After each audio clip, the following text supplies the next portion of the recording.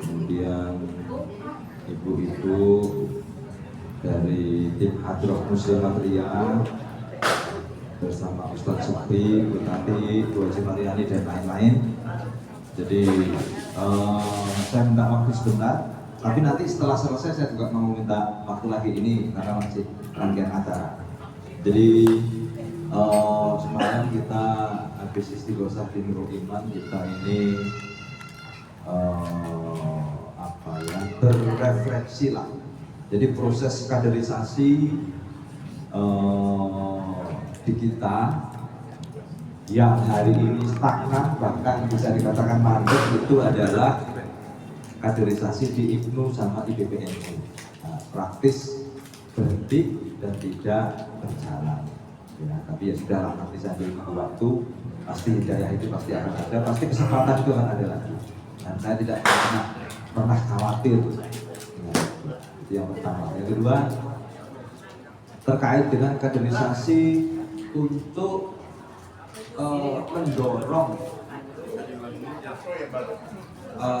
mendorong para ustadz, para alim, para ulama dan lain-lain untuk tampil memberi warna di NU yang kemudian diaktualisasikan, dipraktekkan dalam kehidupan sehari-hari dengan tetangga sekitar.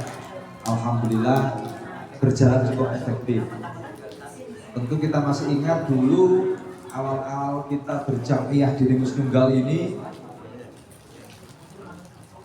dari mulai tamasuk, dari mulai tausiah, dari mulai doa sampai zikir, imam, semuanya bertumpu pada 2 orang.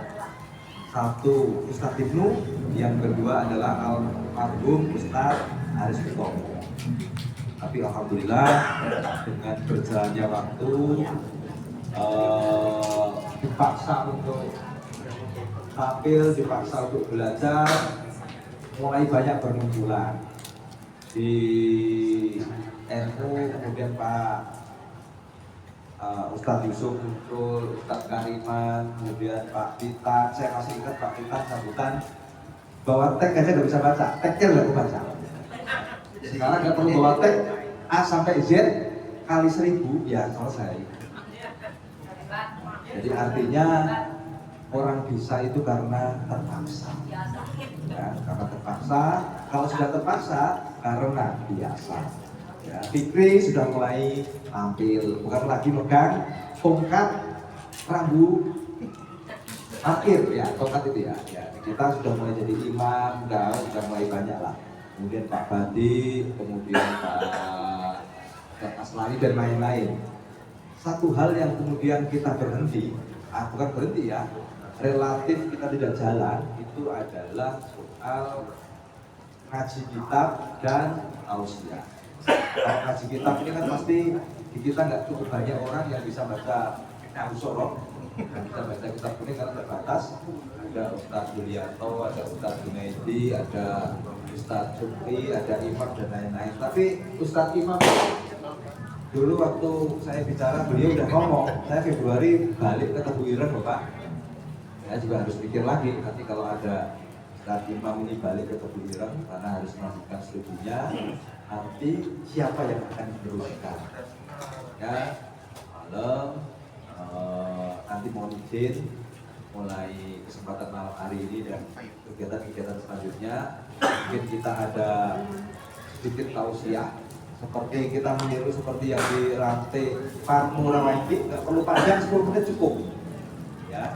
Jadi saya menugaskan 2 orang, yang satu Al-Mukarrom Ustadz Ade Junaidi, namanya itu Ade Junaidi, terkenalnya adalah Ustadz Junaidi, dan nama lengkapnya itu adalah Ade Junaidi ya.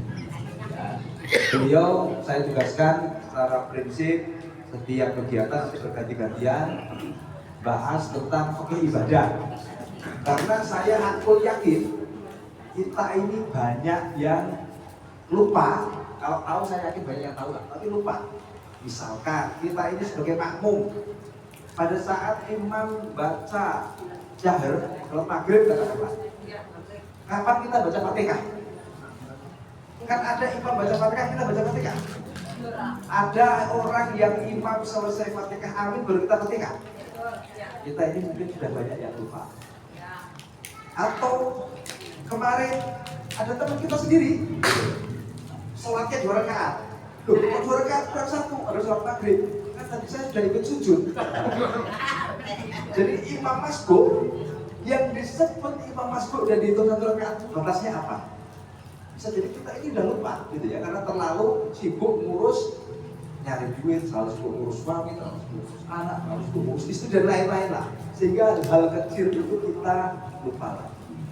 Nah, jadi baiknya saya minta kepada Ustadz Al-Mukarram, Ustadz Adi Junaidi, nah, nanti berganti-gantian dengan Pak Ustadz Julianto. Dan mereka ini yang makan tiap pondok pesantren, ya. Nanti kalau di sini kan di anak ranting Rawaiji kan ada Al-Mukarram Ustadz Imam. Nah, nanti di tempat kita kok di kita nanti ganti-gantian lah, ada Pak Junaidi dan ada Ustadz Julianto. Ustadz Junaidi saya minta untuk ke fakih ibadahnya.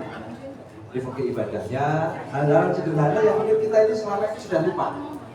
Kita ini mungkin sudah lupa ya, kayak tadi misalkan imam masbuk yang disebut kita masbuk dihitung 1 rakaat itu apa sih?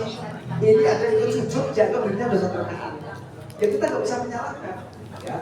Karena mungkin karena kita ini dulu waktu ngajinya pada saat kecil, kemudian sibuk bekerja, sibuk nyari nafkah, sibuk ngurus keluarga, akhirnya kita lupa pada hal-hal kecil ya. Sebetulnya itu adalah prinsip kaidah dasar dalam konteks kita beribadah khususnya yang wajib.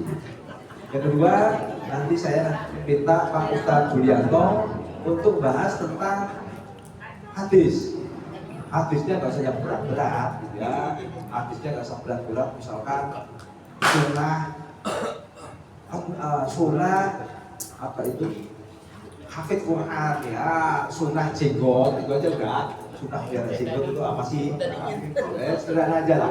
Tapi ada, saya pengennya tafsir Jalalain, tapi kayaknya kita yang nggak nyampe ilmunya.